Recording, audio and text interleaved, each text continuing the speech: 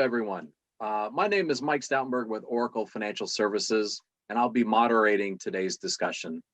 Our conversation brings together two leaders in the asset finance industry, Kubota and Oracle. During this session, we will provide a snapshot view of the asset finance industry and the path to resiliency as we look forward. So joining me today from Kubota is Tyler Wilhite, Senior Operations Support Manager, and from Oracle Financial Services, Unmesh, Senior Director of Engineering and Strategy. Hello, gentlemen.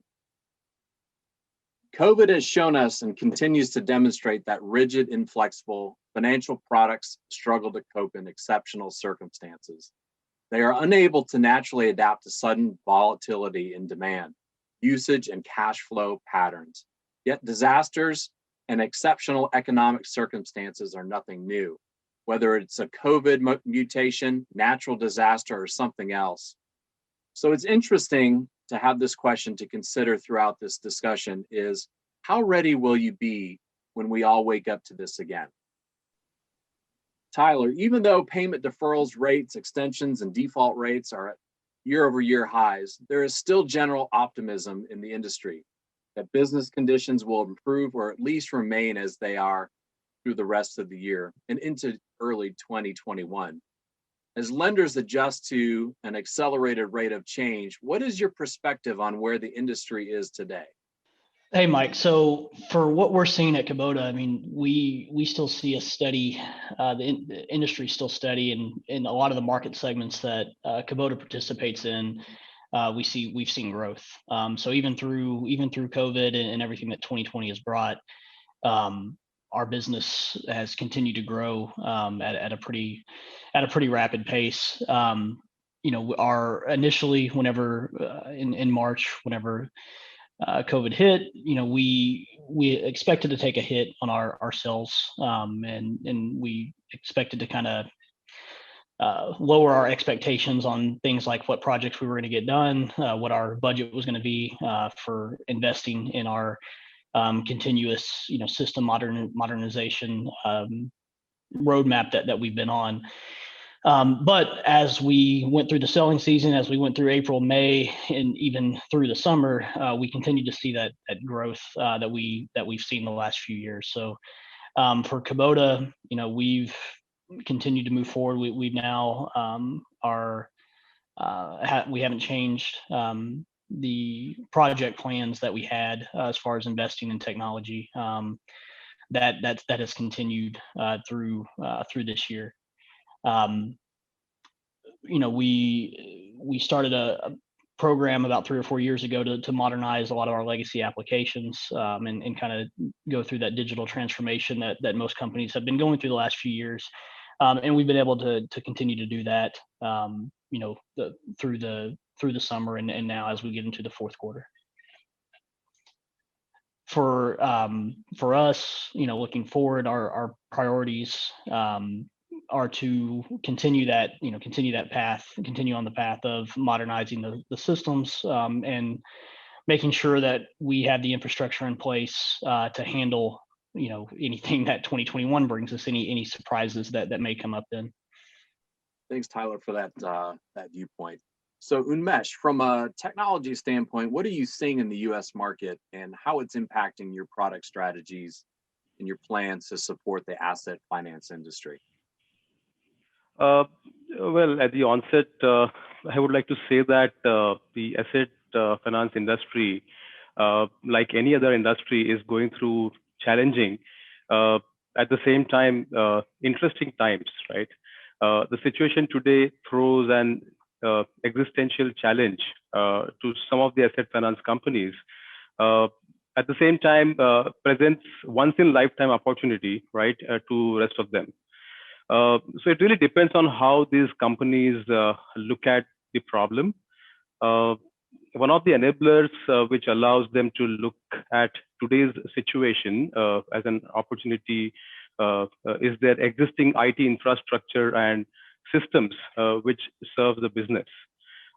So the companies which are designed for greater flexibility in terms of launching new products and services, responding to new and evolving business models are at a greater advantage compared to the others who are stuck with their legacy platforms.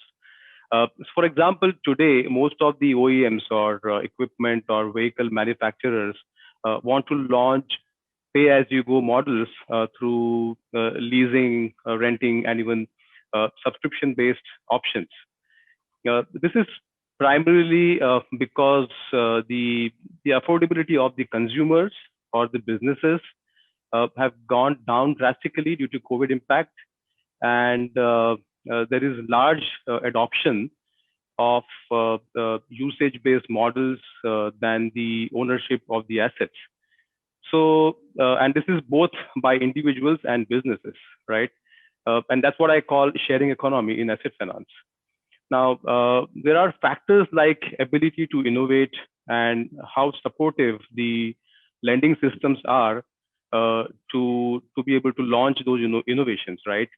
For example, usage-based leasing or renting charges can be levied in various creative ways such that it's fair to the consumers. In fact, today, leasing is a guessing game. That is like the terms and conditions are decided based on the predicted usage over the entire lease contract period at the time of signing the contract itself. So, in fact, according to one of the research conducted that we came across, 9 out of 10 times the consumers end up either underutilizing or overutilizing the leased assets, which is very unfair from the consumer perspective, right? So, what we really need to do is something similar to what we have in the mobile data usage plans, right? It's pretty straightforward and kind of no-brainers today, right? So if someone does not use the full data internet package in the given month, the same gets carried forward. So we thought, why not use the same thing in asset finance? And that's catching a lot of popularity. So in asset finance, the businesses who use the leased assets in most efficient manner can be rewarded as against the ones who abuse the assets, which eventually leads to higher wear and tear and reduce the life of the asset. Overall, I would summarize it as 3 key things. Number 1 being the flexibility to support new business models. Number 2 is ability to innovate and differentiate with respect to competition. And number 3 is operate on leaner margins with greater operational efficiencies through integrations and automation. Thanks, Unmesh. So Tyler, tell us how Kubota has been able to successfully adjust to new market demands. So, one of the things, whenever we started this journey with Oracle, going back now over 3 years ago, we were in a spot that a lot of companies like us were in, where we had, some legacy systems that we were trying to sunset. We had customized them to the point that, there was they were no longer supported by the previous vendor, software vendor. So one of the keys for us was finding a platform that allowed us to have that flexibility to where no matter what market, Kubota decides to participate in from an equipment perspective, we were able to, as the captive finance company, we're able to provide the tools that are required to support the sale of that equipment to end customers. So that means having on one system the ability to do installment loans, the ability to do leases. What Unmesh is talked about some future things like usage-based leasing or usage-based renting, connecting to IoT devices to be able to provide that capability. Having the ability to do revolving credit, having all of that on one system and having the flexibility in that system for us to be able to configure it to fit Kubota's needs was key. That was one of the main things that we were looking at whenever we went out and did the RFP. So,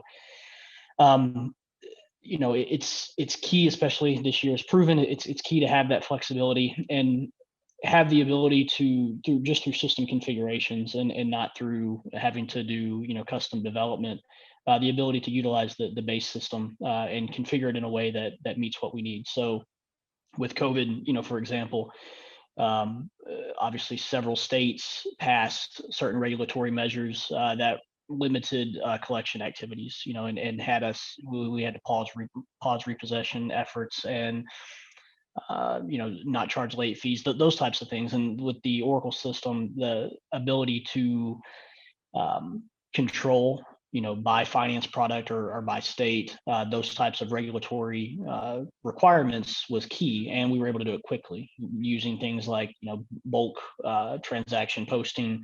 We're able to manage, our hundreds of thousands of accounts that we have and post certain conditions very quickly to do things like stop, collection activities, like I mentioned. So that was key.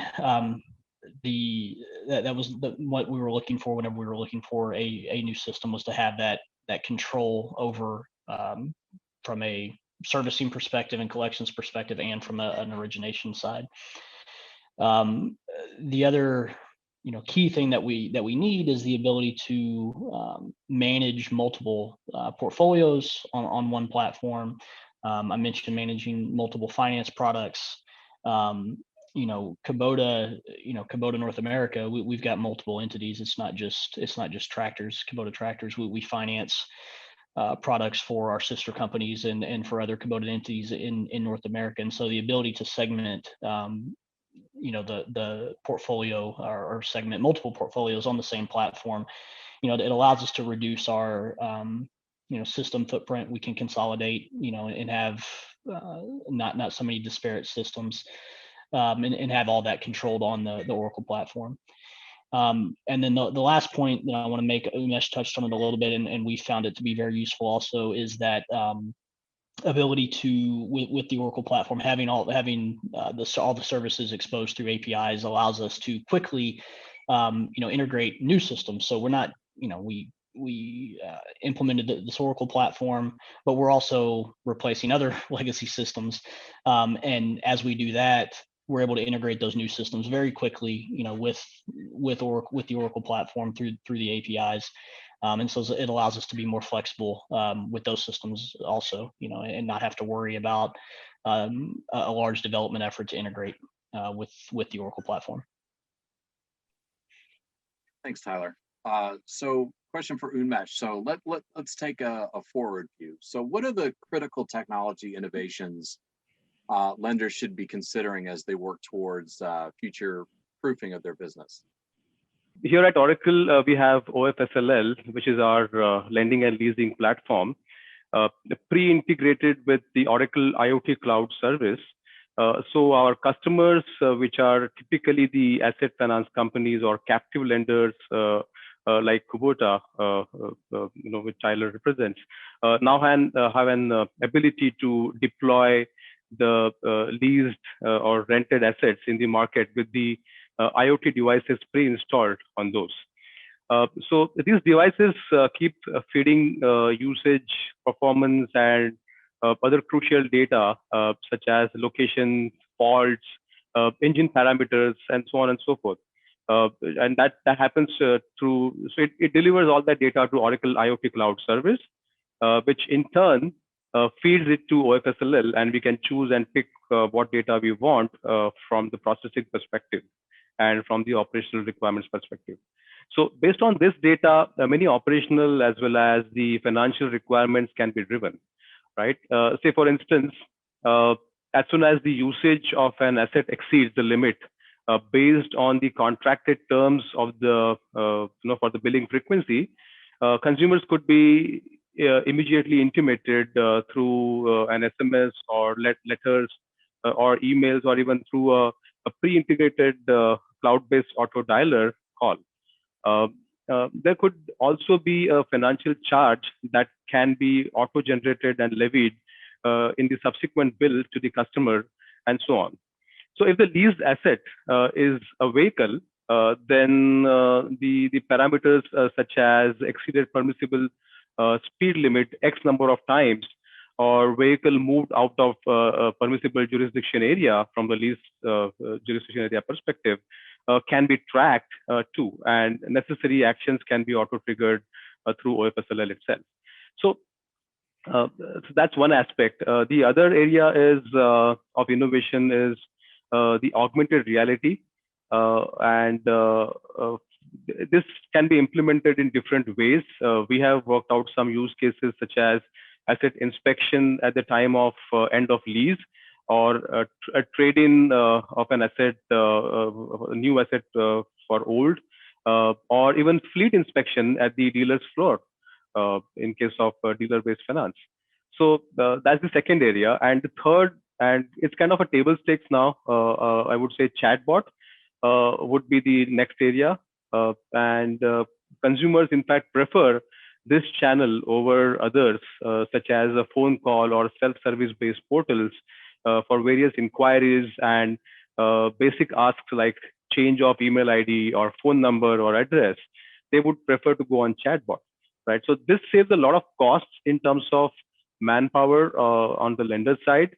And here at Oracle, we have again pre-integrated OFSLL with Oracle Digital Assistant to offer the chatbot functionality out of the box. So those are the three areas which comes top of my mind. I really want to thank Tyler and Unmesh for joining us today.